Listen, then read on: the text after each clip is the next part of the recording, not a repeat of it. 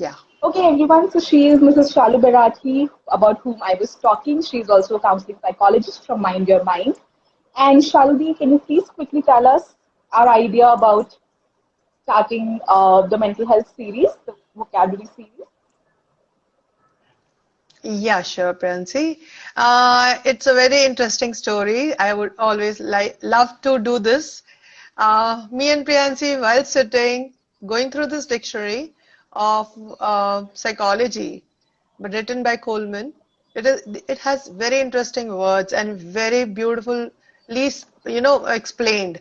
So we thought, okay, let's do this series and let's explain everyone what exactly each word mean, because we use so casually. All these words are usually people use without knowing their actual meaning, and it is so not, I feel it's not so good because it might stigmatize people.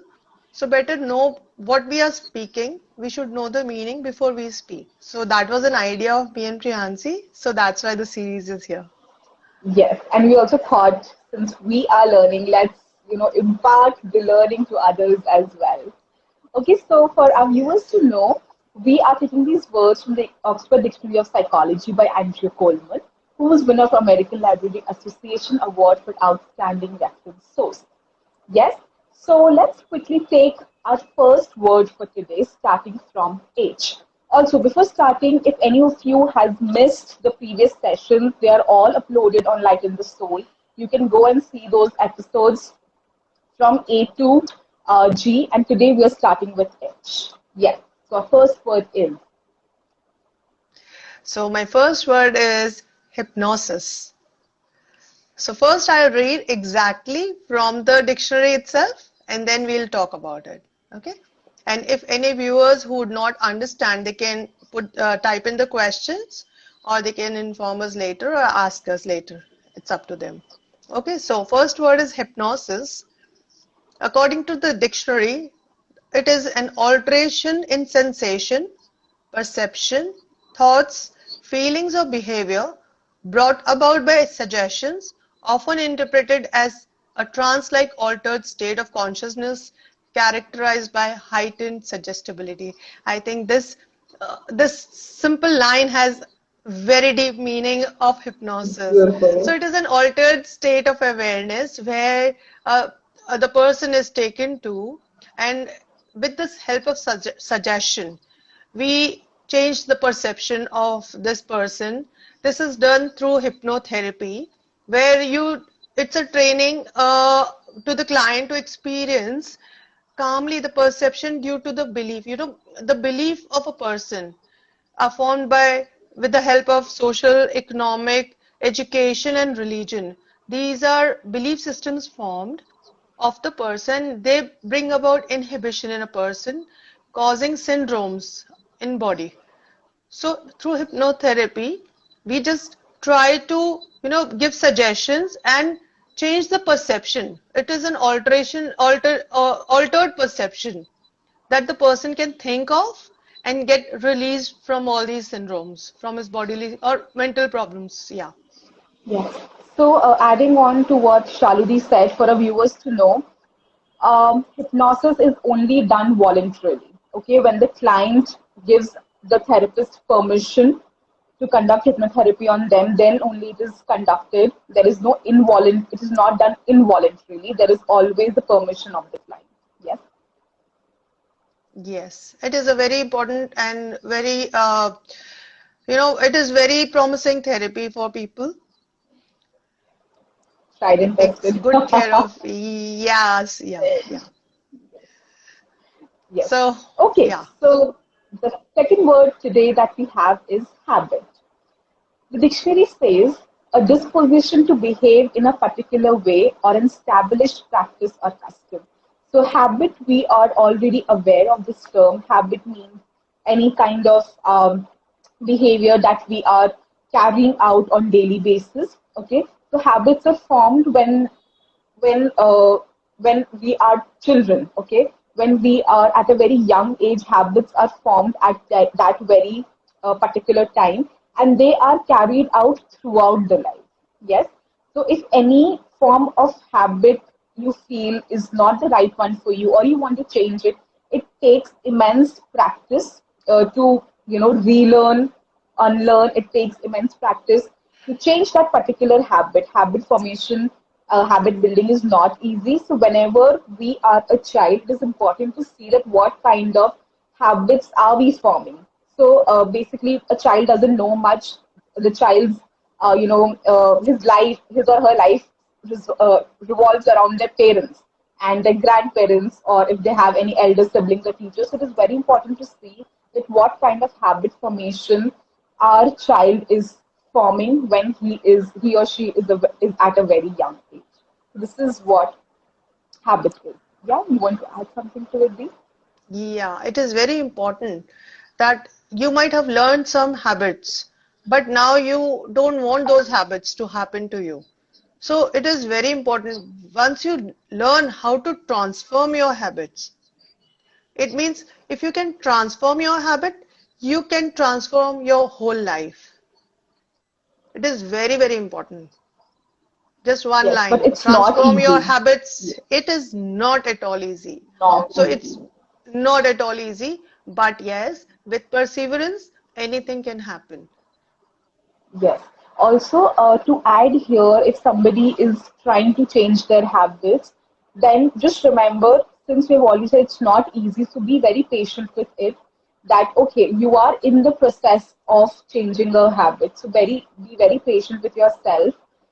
Don't indulge into some kind of negative self-talk that I'm not able to change myself, because a habit that was formed in 25 years or 30 years, it cannot be changed in like 6 months.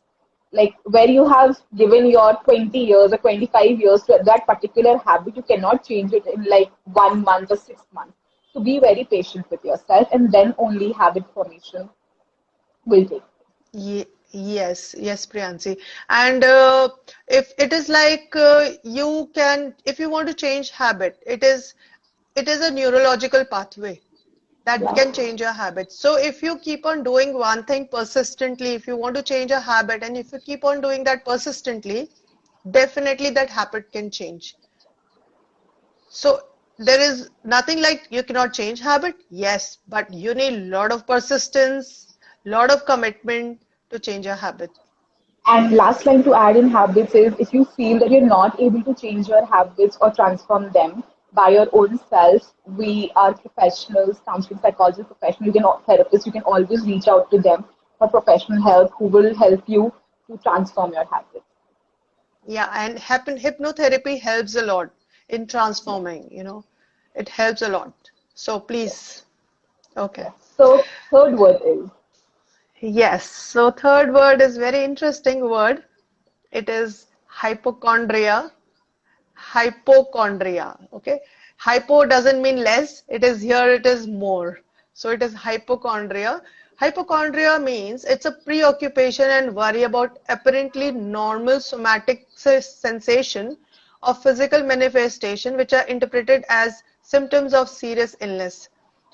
The, this is a situation when a person perceives that if he has a headache, he will perceive, oh, he has a brain tumor. So hypochondria is such a thing when a person perceives little small things on the body as big thing on body. So it is like a preoccupation. It is a fear in that person. So if he'll have some kind of stomach pain, he'll think, oh, he has ulcers or a cancer.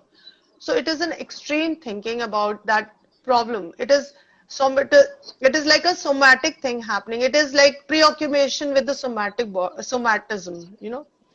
You want to add something? I can add more later. yeah, yeah, I was just thinking about it. I wanted to ask you that, since we're talking, it's on the body, what psychological effects a person can have when we talk about hypochondria?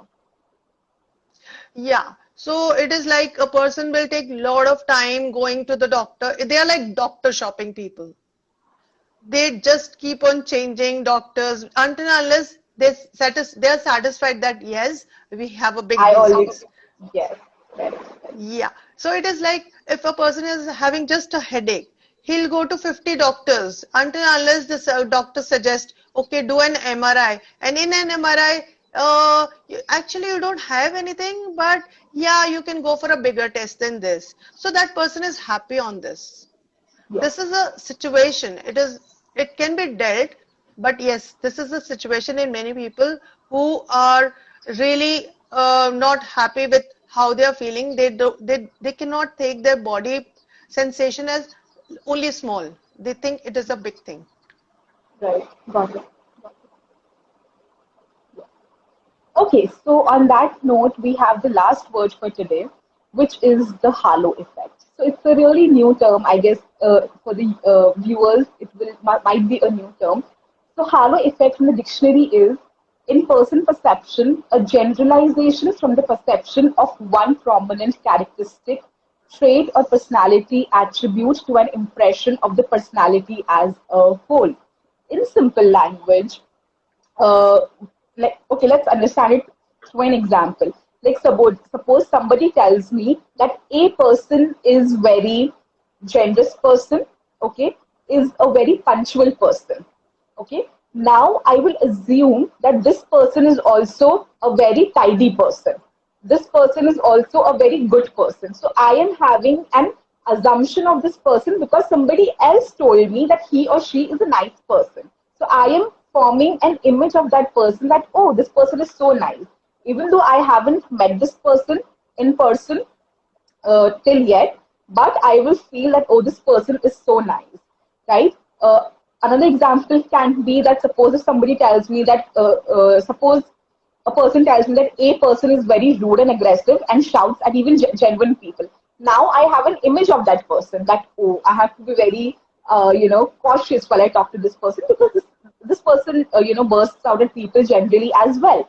So this is what halo effect is, where you are forming an image of the person even when you've not met them in person already. This is a kind of cognitive bias, right? And also many brands use it to market their products. So for example, there is an X company who is selling maybe beauty creams. So they will, contact celebrities to promote their um, what do we say, skin cream. And when the celebrity will use it, he or she will give out some comments, positive comments. So I will be like, oh, this is a really nice cream. It will make my skin flawless. So I must use it. Right? So this is like creating a halo effect where I am forming a positive or negative image about something. Yes. You agree? You want to add to it?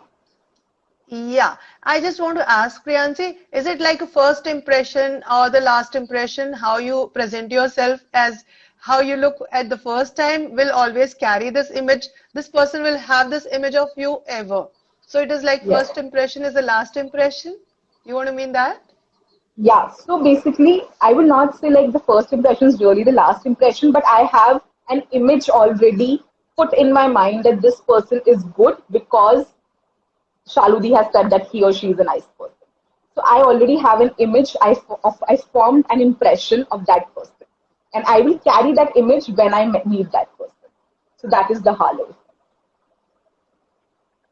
Yeah, so nicely explained, Priyansi. Even I was not little aware of this situation. So thank you, Priyansi, for making me understand it properly. Yeah. You're welcome. So, on that note, let's wrap up for today. Okay, tomorrow we will be here with some new words. And today we had discussed four words from each: habit, halo effect, hypochondria, and hypnosis. Tomorrow we'll be back at the same time with some new words. So, thank you everyone for joining. And thank you, Shaludi, for always sparing your time for us. And yes, see you Thank you tomorrow. so much, Priyansi. Thank you so Thank much. you. Stay blessed. Bye bye. Ciao. Thank you.